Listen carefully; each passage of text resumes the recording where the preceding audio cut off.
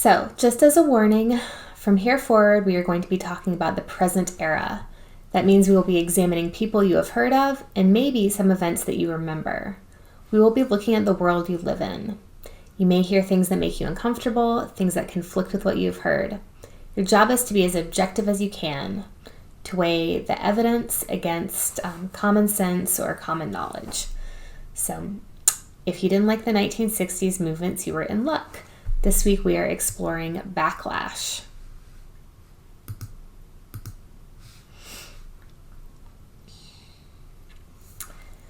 When the U.S. withdrew from Vietnam in 1975, 60,000 American soldiers had been killed and 300,000 had been wounded. Perhaps 1 million Vietnamese soldiers and 4 Vietnamese civilians had been killed. A U.S. president had been assassinated in 1963, and a likely U.S. president had been murdered in 1968. So had Malcolm X and Martin Luther King Jr., and Medgar Evers and Fred Hampton, and hundreds more civil rights activists, anti-war activists, and college students. Jimi Hendrix, Janis Joplin, Jim Morrison, and many other artists and musicians had also died young. The constant death and violence of the period traumatized the country. Additionally, both major political parties had proven that they were not responsive to the American public. The Democratic Party refused to defy white supremacists in 1964 and had refused to nominate an anti-war candidate despite 70% of the primary vote in 1968. The Republican Party broke its promise to end the war and instead escalated it. Nixon also escalated the war on American activists. The Pentagon Papers revealed that Democratic President Lyndon Johnson had repeatedly lied to the American public and to Congress about the Vietnam War. The Watergate scandal revealed that President Richard Nixon had broken the law repeatedly in order to spy on and attack Democrats and civil rights and peace activists. The COINTELPRO leaks revealed that the FBI had harassed and assassinated civil rights and peace activists. So the 60s are really this complicated period, full of a lot of despair. The scandals impacted how Americans viewed the U.S. government and both political parties. And so by 1975, many Americans not only saw the country as extremely unequal, but also extremely undemocratic and anti-violent. This exhaustion and disillusion is what President Ronald Reagan capitalized on in 1980s when he promised a return to American greatness and a return to the good old days of the 1950s.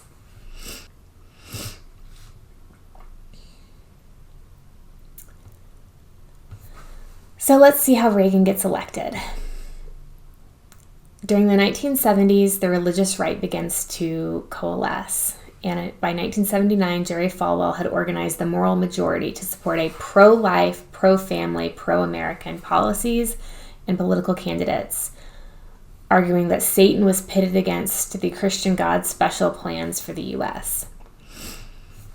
Christian conservatives feel that personal freedom is out of control and needed to be regulated by law. These folks are particularly anxious about sexuality, abortion, LGBTQ civil rights, and the Equal Rights Amendment. And so they have a lot of concerns. Particularly in 1969, there was a Supreme Court decision that upheld that people could view whatever they wished in the privacy of their own home by establishing this implied right to privacy in U.S. law, which opened a lot of doors that they're very concerned about. Additionally, the first reports of AIDS closely followed the inauguration of President Reagan, whose family values agenda and alliance with Christian conservatives associated AIDS with deviance and sin.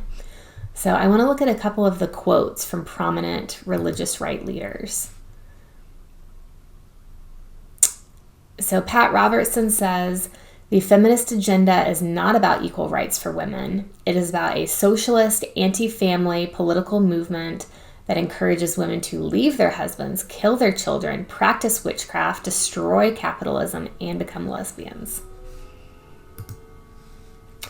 Jerry Falwell says, "AIDS is not just God's punishment for homosexuals. It is God's punishment for the society that tolerates homosexuals." And Phyllis Schlafly, and you'll read more in depth about this week, says sexual harassment on the job is not a problem for virtuous women. So again, these are some of the leaders of the religious right. Think about what their concerns were and think about how this movement is directly a backlash to the 1960s.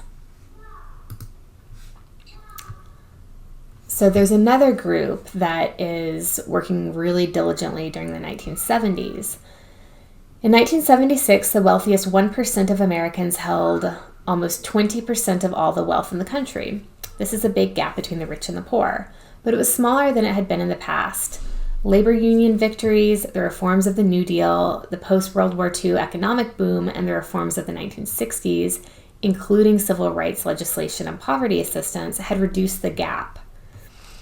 But beginning in the 1980s, those reforms were rolled back, and the U.S. headed towards what some have called another Gilded Age. And so again, we see this line graph that we looked at a couple weeks ago, and how things really begin to change in the 1970s, with the top 10% really increasing their income share in the U.S. So the wealthiest Americans believed that the New Deal and civil rights reforms had reduced their freedom to profit at any cost. And they came up with some new economic philosophies called neoliberalism, which basically is kind of a laissez-faire economics. So think back to this return to the Gilded Age. And so many of these policies are going to be massive tax cuts for the rich and for corporations, cuts to services for the public through schools, food stamps, museums, parks, and other institutions like that, the removal of labor and environmental regulations and protections, and corporate welfare through privatization. So through the 1970s, economic elites, through organizations like the Business Roundtable, ALEC, and the Heritage Foundation, united with the religious right, groups like Jerry Falwell's Moral Majority and Phyllis Schlafly's Eagle Forum. In 1980, they found their champion in Ronald Reagan, who implemented their platforms. His campaign was able to draw upon backlash against African American civil rights, particularly in the South, emphasizing states' rights, which was a code word for segregation in the region. And he condemned moral permissiveness in the ERA. He's able to gain support of the religious right by this, what was considered a pro-family stance. The election of Margaret Thatcher in the UK signaled a general turn towards conservatism in Western countries. And one of the things that becomes clear in the 70s and 80s is that reforms such as civil rights programs, the creation of the Environmental Protection Agency, OSHA, and other kinds of agencies are mechanisms for change, not change in themselves. These reforms are opportunities that must be defended and pursued, and so many of them become dismantled. President Reagan was a hero to many Americans. His policies very deliberately benefited the wealthy at the expense of the poor, undercut the gains of women and people of color, and gutted environmental protections. Please read carefully and critically these policies in your textbook, and of course you're welcome to explore further in other outside sources. Reagan changed American politics, and today the economic policy of cutting taxes for some and services for others is the dominant perspective of both major political parties. So we can see the long-term effects of this backlash. So good luck this week. I hope you enjoy the sources.